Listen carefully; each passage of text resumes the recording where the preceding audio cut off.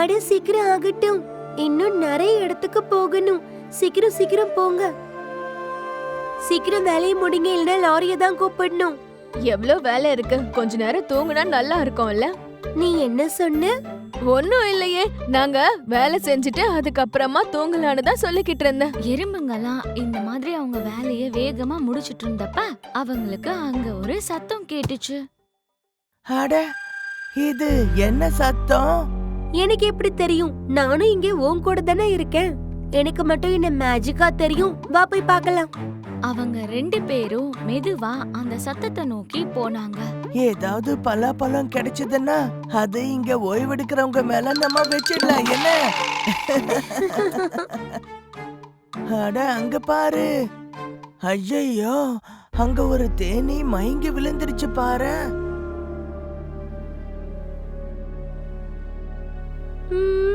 நம்ம இவனை டாக்டர் கிண்ணர் கிட்ட கூட்டிட்டு போகணும்னு நினைக்கிறேன். அட, இவன் மயங்கல. அப்படின்னா மயங்கினதுக்கு அப்புறமா தூக்கிட்டு போகலாம். ஓ, மயங்கிட்டான். சரி, இவனை உன் தலை மேல இப்ப தூக்கி வை. அதுக்கு அவசியம் இல்ல. அப்ப 2 பேரும் சேர்ந்தே தூக்கிட்டு போலாம். நீ தலைய புடிச்சுக்கோ, நான் காலை புடிச்சுக்கிறேன். இல்ல இல்ல, அதெல்லாம் முடியாது. நான் இவனை இந்த பக்கம் புடிச்சுக்கிறேன், நீ அவனை அந்த பக்கம் புடிச்சுக்கோ. எல்லார்கிட்டயும் இத சொல்லணும், நாம ரொம்ப பெரிய உதவிய செய்யறோம். அந்த தேனீயை தூக்கிக்கிட்டு 2 பேருமே டாக்டர் கிட்ட வந்தாங்க. மரத்து மேல அமைதியா உட்கார்ந்துட்டு இருந்த தும்பி அது எல்லாத்தையும் கவனிச்சுது. அப்பாவி தேனிய அந்த எறும்புங்க மயங்க வச்சு கடத்திட்டு போயிட்டு இருக்காங்களா? என்ன பண்றேன்னு பாருங்க.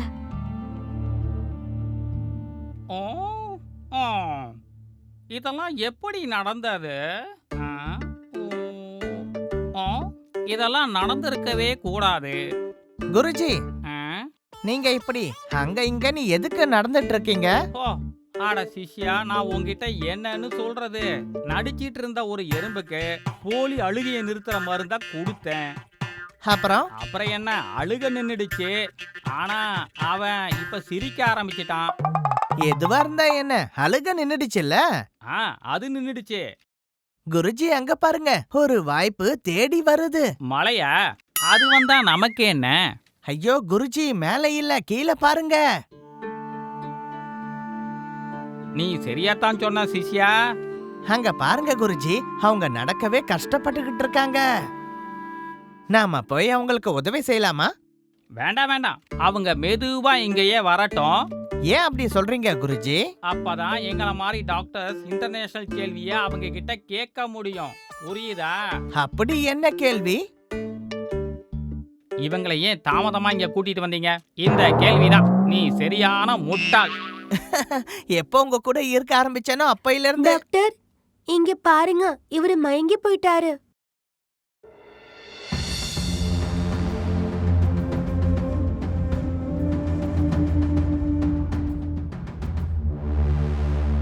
இவரை இங்க கூட்டிட்டு வர்றதுக்கு ஏன் இவ்வளவு நேரம் தாமதிச்சீங்க? இவர் கீழே இருந்தப்ப சுயநினைவுல தான் இருந்தாரு. நாங்க இவரு மயங்கி விழட்டோன்னு காத்துக்கிட்டு இருந்தோம்.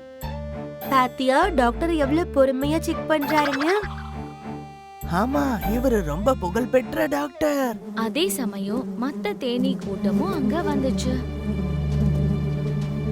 அங்க பாரு, தேனி கூட்டமும் வந்துருச்சு. நீங்க என் தம்பியை எதுக்காக கடத்துனீங்க? இல்ல, நாங்க ஒண்ணு அவரை கடத்திட்டு வரல. நீங்க தானே அவனை இங்க கூட்டிட்டு வந்தீங்க. தேனீ கூட்டத்துக்கும் அந்த எறும்புகளுக்கும் அங்க பெரிய சண்டையே ஆரம்பிச்சது. சாதாரண விஷயத்துக்கா இவ்வளவு சண்டை போட்டுக்கிறாங்க? அட, இங்க என்ன நடக்குது? நான் பார்க்கறதான கனவில்லையே. இது கனவெல்லாம் இல்ல, நீ மயங்கி போனதுனாலதான் இங்க கலவரமே நடந்துகிட்டு இருக்க. ஓ, அப்படின்னா நான் நடந்தது என்னன்னு சொல்லி இந்த சண்டைய நிறுத்தி ஆகணும். ஆமா, கண்டிப்பா நீ அதை செஞ்சே ஆகணும். அப்போ நான் செஞ்ச தப்பு எல்லாருக்கும் தெரிஞ்சிடும்ல. இருந்தாலும் நீ எல்லாருக்கும் உண்மையை சொல்லித்தான் ஆகணும். அதுதான் சரியானது. சரி, எல்லாரும் நிறுத்துங்க. வாவ், எவ்வளவு அமைதியா இருக்கு. என்ன ஆச்சுன்னா, நான் கீழே விழுந்ததுனால மயங்கிட்டேன். அச்சச்சோ, மாட்டிக்கிட்டேன். முதல்ல இங்க இருந்து தப்பிக்கணும், இல்லனா இந்த தேனீக்கெல்லாம் சேர்ந்து என்ன கொத்திடுவாங்க. பாத்தீங்களா அவர் என்ன சொன்னாருன்னு? நாங்க பார்க்கல, ஆனா அவன் சொன்னது எங்களுக்கு கேட்டுச்சு. உண்மை தெரியாம உங்க கூட சண்டை போட்டதுக்கு எங்களை மன்னிச்சிருங்க. அந்த தேனி உண்மையை சொன்னதுக்கு அப்புறம் மொத்த தேனி கூட்டமும் தப்பா புரிஞ்சுக்கிட்டதுக்காக எறும்பு கூட்டத்துக்கிட்ட மன்னிப்பு கேட்டுட்டு சந்தோஷமா பறந்து போனாங்க.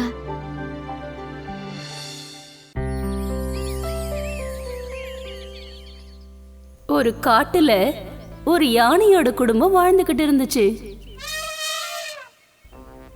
ஒரு ஆண் யானையும் ஒரு பெண் யானையும் அவங்களோட 2 யானை குட்டிங்களும் சேர்ந்ததுதான் அந்த குடும்பம். அந்த குட்டிகள்ல சின்னவன் பெரிய குட்டி குறும்பனா இருந்தான்.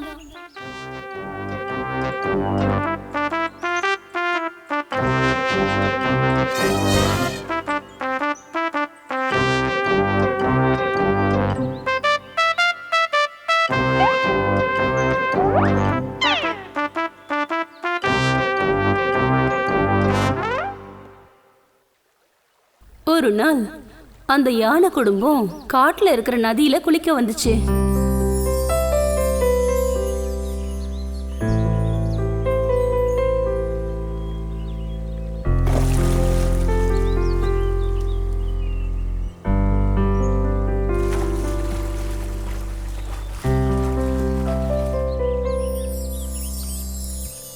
குளிக்கிறதுக்கு நடுவுல அந்த குட்டி யானை ஏகப்பட்ட குறும்புகள் பண்ணிட்டு இருந்துச்சு.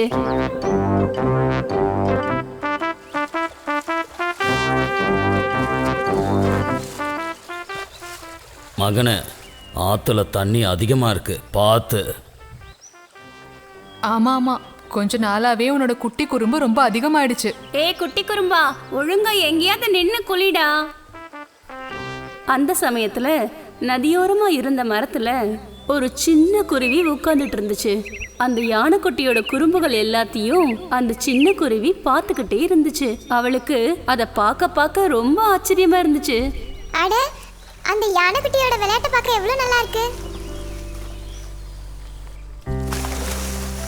யானைக்குட்டியோட நட்பு வச்சுக்கணும்னு அந்த சின்ன குருவி ஆசைப்பட்டுச்சு.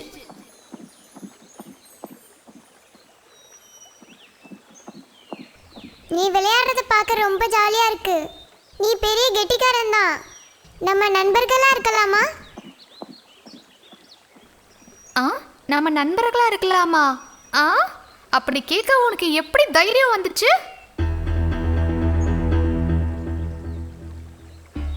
நான் ஒரு யானைக்குட்டி. கரையில வாழுற மிருகங்களிலே ரொம்ப பெரிய உயிரினம் நான் தான். ஆனா நீ ஒரு சாதாரண சின்ன பறவை. நமக்குள்ள எப்படி நட்பா இருக்க முடியும்? ஓ, விஷயம் அப்படி போகுதா? நான் உன் மேல இருக்க அன்பால தான் அப்படி கேட்டேன். தப்புனா மன்னிச்சிருப்பா. யானைக்குட்டியோட நட்பு வச்சுக்க முடியாம பாவம் அந்த சின்ன குருவி மனக்கவலையோட அங்கிருந்து பறந்து போயிடுச்சு. அகங்காரியா இருந்த அந்த குட்டியான மறுபடியும் குறும்புகளை செஞ்சுக்கிட்டே இருந்துச்சு. அப்படி குளியல முடிச்சிட்டு அவங்க காட்டுக்குள்ள போய்கிட்டே இருந்தாங்க.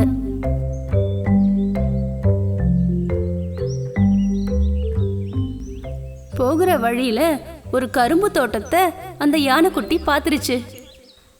அப்பா அம்மாவுக்கு தெரியாம பதுங்கி அவ அந்த கரும்பு தோட்டத்துக்கு இடையில மறைஞ்சிட்டா. இதெல்லாம் தெரியாம மற்ற 3 பேரும் அந்த இடத்த விட்டு நகர்ந்துட்டாங்க.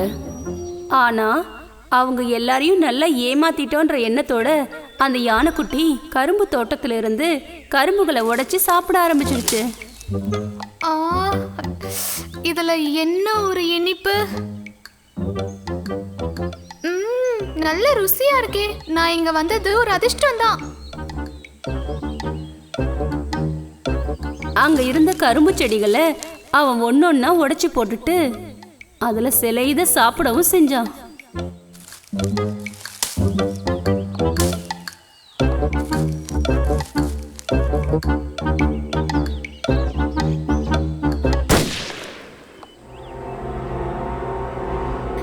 ஐயோ,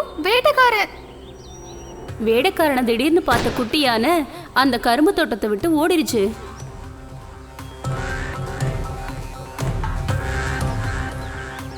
ஐயோ, என்ன காப்பாத்துங்க, யாராவது என்ன காப்பாத்துங்க, காப்பாத்துங்க என்ன. அவன் பயத்துல கதறி அழ ஆரம்பிச்சிட்டான். வழி தவறி எங்கேயோ போன யானைக்குட்டி வழி அறியாம தத்தளிக்க ஆரம்பிச்சிட்டான்.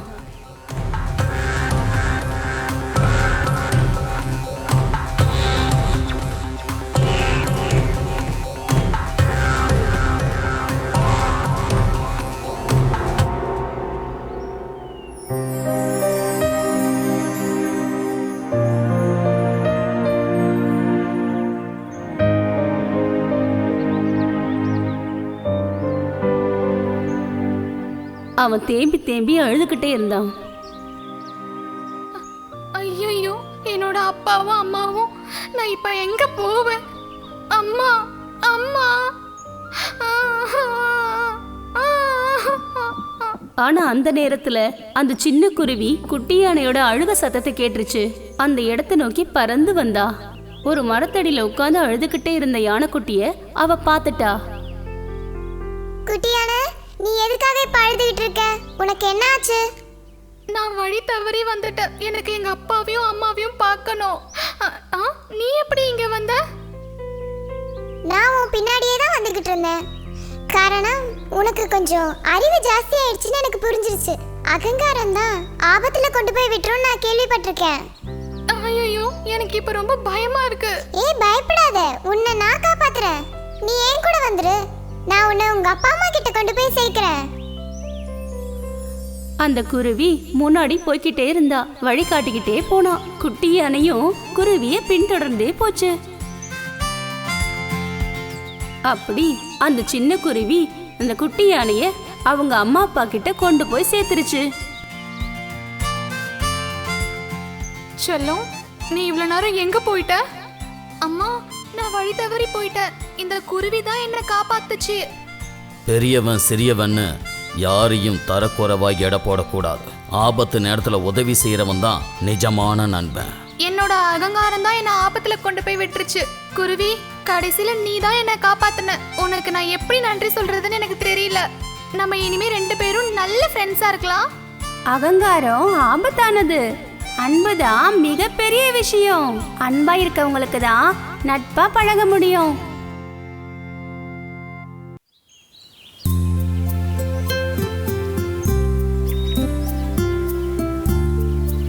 புல்லானி காட்டுல முட்டுப்பாறையோட தாழ்வாரத்துல அழகான ஒரு பூந்தோட்டம் இருந்துச்சு. அங்க பல பல நிறங்கள்ல பூக்களும் செடிகளும் இருந்ததால அந்த இடமே அழகா இருந்துச்சு. அதனால ஏராளமான சின்ன சின்ன உயிரினங்கள் அங்க வாழ்ந்துகிட்டு இருந்தாங்க.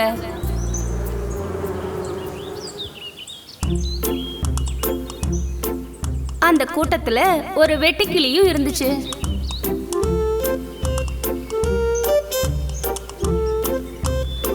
சரியான சோம்பேறியாவும் தூங்கு மூஞ்சியாவும் இருந்தான் அவன்.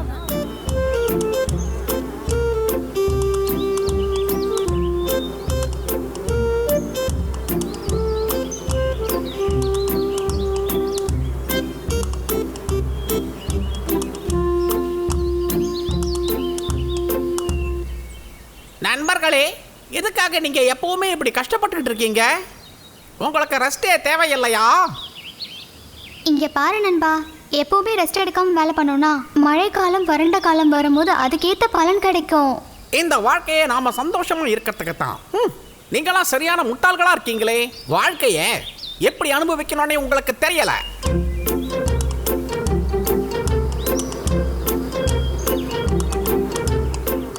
இங்க பாருங்க நண்பர்களே, அப்பப்ப கிடைக்கிறத அப்பப்பவே சாப்பிட்டு காலி பண்ணிடணும். இப்படி சேர்த்து சேர்த்து வைக்கிறதுனால என்ன பிரயோஜனம் சொல்லு? எல்லா காலத்துலயும் இவ்வளோ சுலபமா தேன் கிடைக்காது நண்பா. மழைக்காலம் வறண்ட காலத்துல தேனும் பொடியும் கிடைக்காம வரும்போது இப்ப நம்ம பார்த்து பார்த்து சேமிச்சு வைக்கிறது ரொம்ப உதவியா இருக்கும்ல. அது எல்லாத்தையும் தேன் எடுக்கிறவங்க வந்து எடுத்துக்கிட்டு போயிடுவாங்க.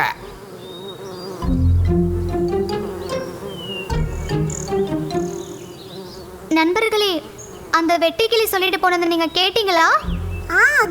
கேட்டுட்டேன். அதெல்லாம் இந்த காதுல வாங்கி அந்த காதுல விட்ட வேண்டியதுதான். நல்ல காலத்துல உணவு சேமிச்சு வச்சாதான் மழை காலம் வறட்சி காலம்னு வரும்போது நம்ம பட்டினி கிடக்காம தப்பிக்க முடியும். அந்த வெட்டுக்கிளி ரொம்ப அகங்காரத்தோட நடந்துட்டு இருக்கு.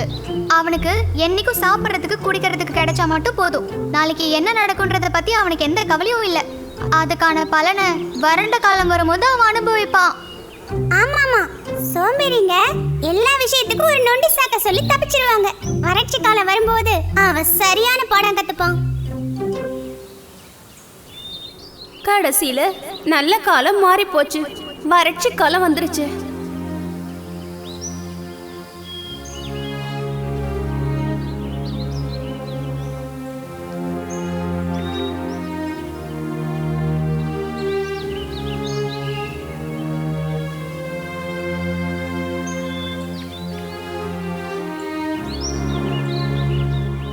அதெல்லாம் பார்த்த அந்த வெட்டுக்கிளி ஆச்சரியமும் மனசுல நிம்மதியும் கிடைச்சது.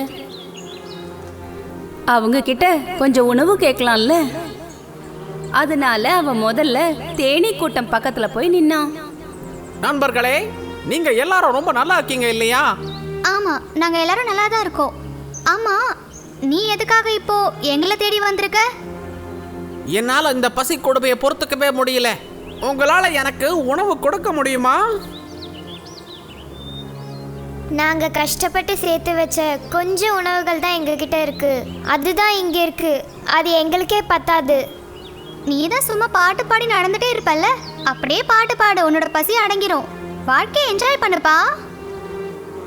தேனீங்க கிட்ட இருந்து உணவு கிடைக்காதுன்னு தெரிஞ்சதும் அந்த வெட்டுக்கிளி ரொம்ப கவலையோடு நடக்க ஆரம்பிச்சது. அவன் நேரா அடுத்தது எறும்புங்க கிட்ட போனான். நண்பர்களே, எனக்கு ரொம்ப பசிக்குது, உணவு ஏதாவது இருக்குதா? நீங்க சாப்பிட்ற உணவை கொஞ்சமா எனக்கு கொடுத்து உதவி பண்ணுங்களேன். சரி சரி, உனக்கு நாங்க கொஞ்சம் உணவு தரோம். உன்னோட நிலைமையை பார்க்கும்போது நாங்க உனக்கு உதவி செய்யறோம். இதுல இருந்து இனிமேலாவது நீ இதுல இருந்து ஒரு பாடத்தை கத்துக்கணும். என்ன புரிஞ்சதா?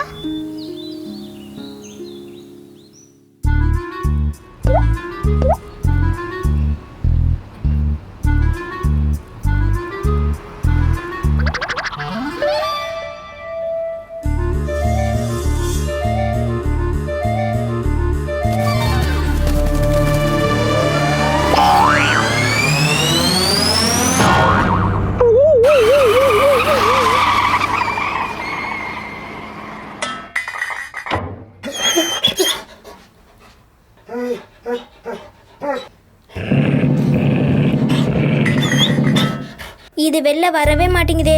ஆனா இதை விட்டுட்டு போக மனசும் இல்லை. நீ என்ன பண்ணிட்டு இருக்க? என்ன சாக்கடையில் குதிக்க போறியா? யாரோட எலும்பு தொலைஞ்சு போச்சோ அவங்கள இது மாதிரியெல்லாம் கிண்டல் பண்ணக்கூடாது. எலும்பு தொலைஞ்சு போயிடுச்சா? யாரோடையது? என்னோடையது தான். எலும்பு தொலைஞ்சு போனதுக்கு அப்புறம் கூட உனக்கு எதுவுமே ஆகலை பாரு. அட, நீ என்ன பேசுற? என்னோட உடம்புல இருக்கிற எலும்பு கிடையாது. நான் எந்த எலும்பு சாப்பிட்டுட்டு இருந்தனோ அந்த எலும்பு இப்ப சாக்கடையில விழுந்துடுச்சு. எலும்பை எடுக்கத்தான் நான் ரொம்ப நேரமா முயற்சி பண்ணிக்கிட்டு இருக்கேன், தெரியுமா? இவ்வளோ நேரம் முயற்சி பண்ணதுக்கு அப்புறம் கூட உன்னால அதை எடுக்க முடியலையா? அப்புறம் உன்னால முடியுமான்னு என்ன கேட்குறியா? உன் நேரத்தை நீ மீனடிக்காத. அப்படியா? அப்ப நான் என்ன பண்றது சொல்லு. இப்ப உன்னால ஒரு வேலை பண்ண முடியும். நான் எது வேணாலும் செய்வேன்.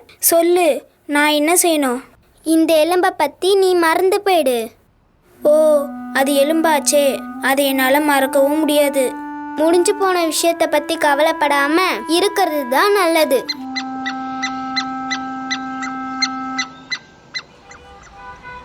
என்னாச்சு? உங்கள் 2 பேருக்குள்ள பெரிய சண்டை நடக்கிற மாதிரியே தெரியுதே. என்ன விஷயம்? என்னைய மாதிரி புத்திசாலி உங்களுக்கு நிச்சயமாக உதவ முடியும், சொல்லுங்க. அது என்னாச்சுன்னா, இந்த டாகி ஒரு எலும்பை கொண்டு வந்துச்சா, அது தவறி இந்த சாக்கடைக்குள்ள விழுந்துடுச்சு. அதை எங்களால வெளியில எடுக்கவே முடியல. ஓ, இதான் விஷயமா? என்ன இதுதான் விஷயமான்னு கேட்குற? இந்த மாதிரி விஷயங்கள் நடந்துட்டு தான் இருக்கு. கொஞ்ச நாளைக்கு முன்னாடி நானும் ஒரு எலியை பிடிச்சேன். அதுவும் இந்த மாதிரி சாக்கடையில் விழுந்துடுச்சு. ரொம்ப கஷ்டப்பட்டு கிடைச்ச ஒரு பொருள் இந்த மாதிரி கை விட்டு போயிடுச்சுன்னா கஷ்டத்தை மறக்கிறது ரொம்ப கஷ்டம், புரிஞ்சுதா? நண்பா, என்னுடைய கஷ்டத்தை உன்னால் புரிஞ்சுக்க முடியுதுல? இந்த எலும்பை எடுக்கிறதுக்கு உன்னால் உதவி செய்ய முடியுமா? நான் முயற்சி பண்ணி பார்க்குறேன்.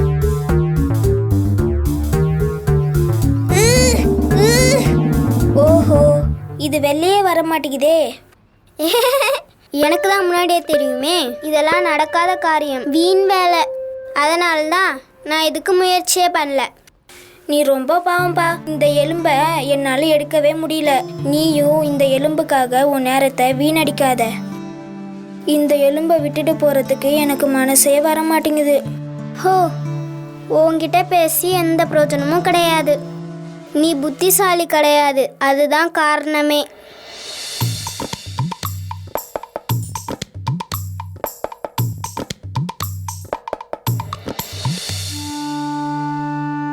ஆமா பப்பி, உனக்கு என்ன ஆச்சு?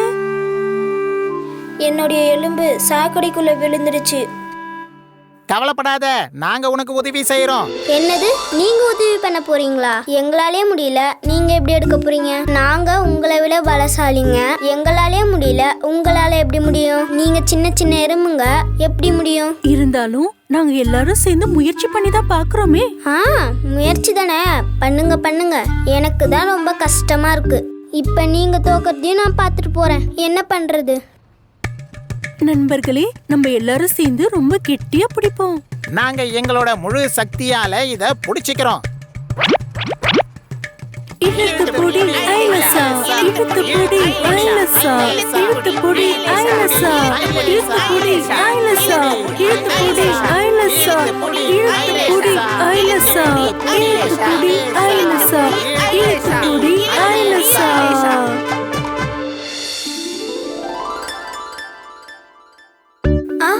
ஆஹா, நண்பர்களே, உங்களுடைய இந்த உதவியை நான் மறக்கவே மாட்டேன். ஓ, என்னால் இதை நம்பவே முடியல, தெரியுமா? இந்த எறும்புங்களாம் சேர்ந்து கலக்கிட்டாங்க. நண்பர்களே, அப்படி நீங்களும் எங்களை மாதிரி ஒன்னா சேர்ந்து முயற்சி பண்ணிருந்தீங்கன்னா இந்த எலும்பு ரொம்ப சுலபமா வெளியெடுத்திருக்கலாம். நீங்க ஏன் தோல்வி அடைஞ்சீங்கன்னா நீங்க ஒவ்வொருத்தரும் தனித்தனியா முயற்சி பண்ணீங்க. நீ ரொம்ப சரியா சொன்ன. ஒன்னா சேர்ந்து வேலை பார்த்தோம்னா அதுக்கான பலன் நிச்சயமா கிடைக்கும். புரியுதா?